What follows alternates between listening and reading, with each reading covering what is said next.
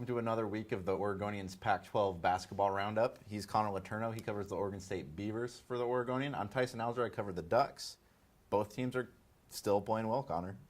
Yeah, no, it's well, obviously Oregon State has been kind of the surprise of the Pac-12. I guess they've been consistently playing well. The Ducks are all of a sudden on like kind of an upturn. So. Yeah, we do our Pac-12 rankings every week, and both teams were on the rise. I think Oregon actually had the biggest rise, right? What do we moved them from 8 to 5, yeah. And I think a lot of that is just due to the fact that the whole middle of the conference is kind of in a wish-washy territory right now, and I think Oregon could really capitalize on that because they're a talented team that's just kind of struggled with some consistency issues. What did you see from them this weekend? I saw a team that's getting definitely like more comfortable in kind of the rotation. You know, all year they've been kind of looking to figure out, you know, who are going to be the reliable guys that they have come in here. They've been mixing around a lot with like Ahmad Rory and Casey Benson at point. They've still, I think they put out their like 8th different starting roster last game where they had Jaleel Abdul-Bassett starting in place of Dylan Brooks.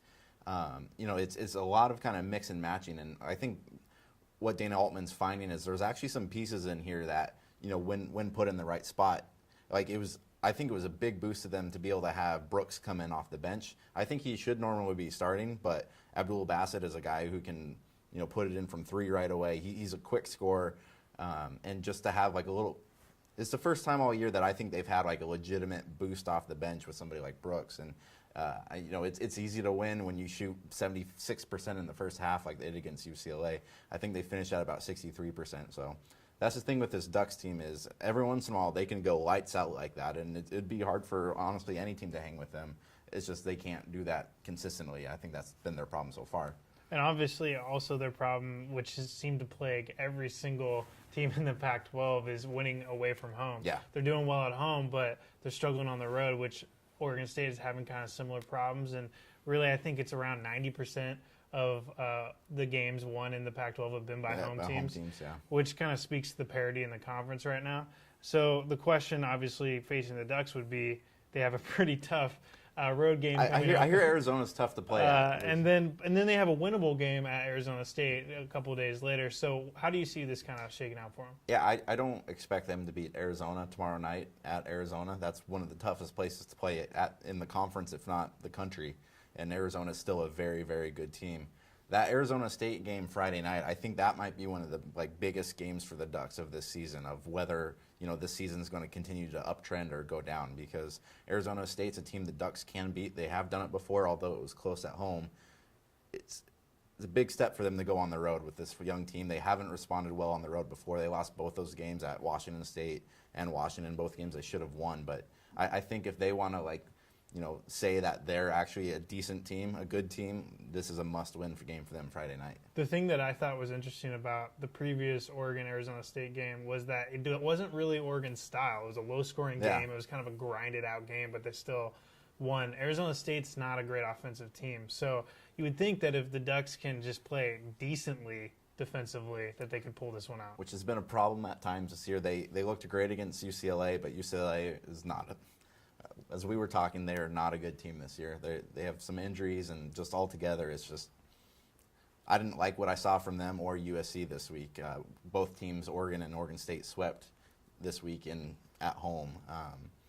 So, I mean, I think it was kind of hard to get a good gauge of Oregon's defensive effort against UCLA, but they did look better than they have.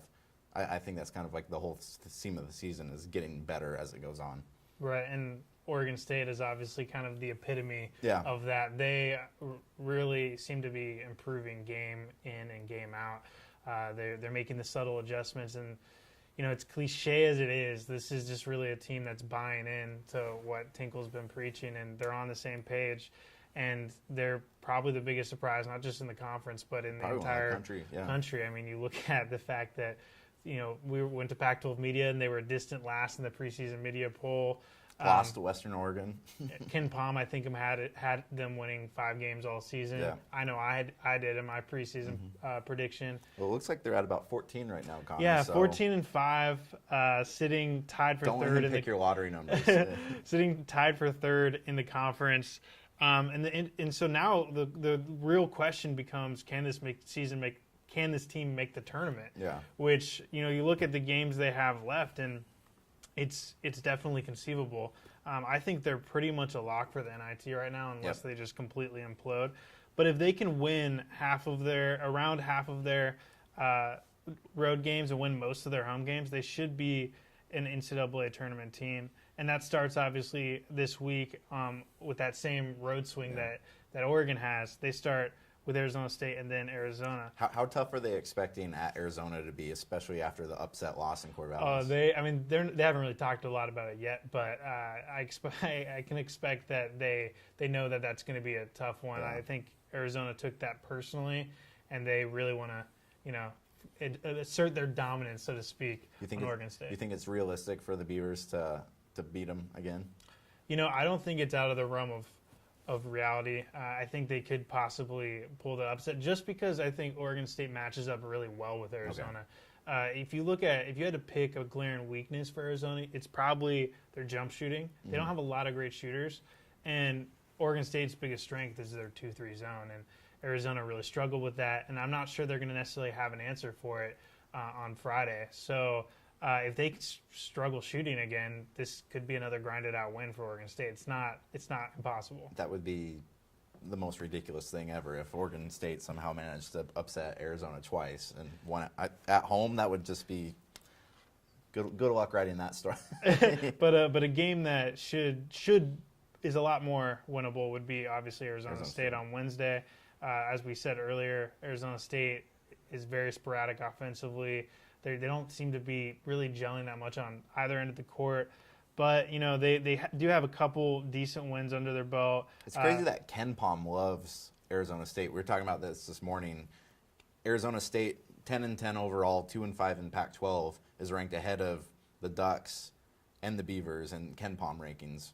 Right. It's one of those, if you're a big stat head, it's the traditionalist versus kind of the metrics, and Arizona State actually translates decent into the metrics, but overall record, not so much. Interesting kind of little storyline about Arizona State. I'm doing a little post about it today, but Gary Payton II, his only other Pac-12 offer was from Arizona State, and he would have strongly considered going there, was planning on going on a visit, but he didn't make his visit quick enough, and they pulled it in favor of Gary Blakes, who's now starting for them in the backcourt. But he's obviously not having the year that Gary Payton II is having. So, Doug Holler from the Arizona Republic today said on Twitter that he thinks that with Robert Upshaw out from Washington that Gary Payton II is a strong candidate for Defensive Player of the Year, which I could see. He's second in the nation in steals right now. He had a pretty nice end to that USC game too. So, and USC played much better against Oregon State than they played against Oregon. I actually thought USC looked pretty good that game. Yeah, USC didn't look that great against the Ducks. That was kind of a sloppy game in general. It was another one where Oregon had a huge lead in the first half, and just like they had against Washington and Washington State before, they kind of started to, we're losing it, and then ended up being tied 61-61 before the Ducks kind of finally said, all right, this is probably not a game we should lose here. So, but yeah, no, it will definitely be an interesting week. What else happened around the Pac-12 this week? Well, we kind of touched upon it briefly, but obviously Robert Upshaw being suspended or dismissed from the team. Suspended. I should say dismissed from the team for a violation of team rules. That's a huge loss for them because he was arguably the best big man in the conference. That works well for the Ducks matching up against them in the future because Oregon's had distinct size advantages against everybody. So they'll be good for when they play Oregon. Right. So Washington was a strong candidate potentially before his dismissal for being that fourth team. Right now it looks like it's going to be Utah, Arizona, and Stanford making the tournament. Well, yeah. And so if there's going to be that fourth team, Washington seemed a strong candidate. With Upshaw out, I think Oregon State is realistically the best candidate. And, Oregon, if they can kind of go on a little streak here, could obviously wiggle into that conversation as well. Yeah, it will be interesting when those two, Oregon and Oregon State, meet again at Corvallis because the Ducks won at home. But like we said earlier, everyone's winning at home so far. So. But Oregon doesn't really have, as you wrote this morning, Oregon doesn't really have a statement win yet. No. Right? They need to prove that they can beat good teams. I mean, they took down Illinois, who's like number 96 in Ken Palm right now. Like I think their best game was probably actually a loss. I mean, it was they lost by like 12 to VCU, who's ranked up there pretty high. But they, like you said, they don't have a. They looked pretty good against Oregon State. Yeah. That was arguably their best win all season. Well, no kidding. That's the post I was going to write this morning was. I assumed that Oregon State was going to be like their best win of the season, which if you would have said that earlier, you would have either thought the Ducks were terrible or like it's a miracle that Oregon State's been this good, and I think it's the latter there. I think, there's been a lot of like warranted talk of how great of a job Wayne Tinkle has done this year.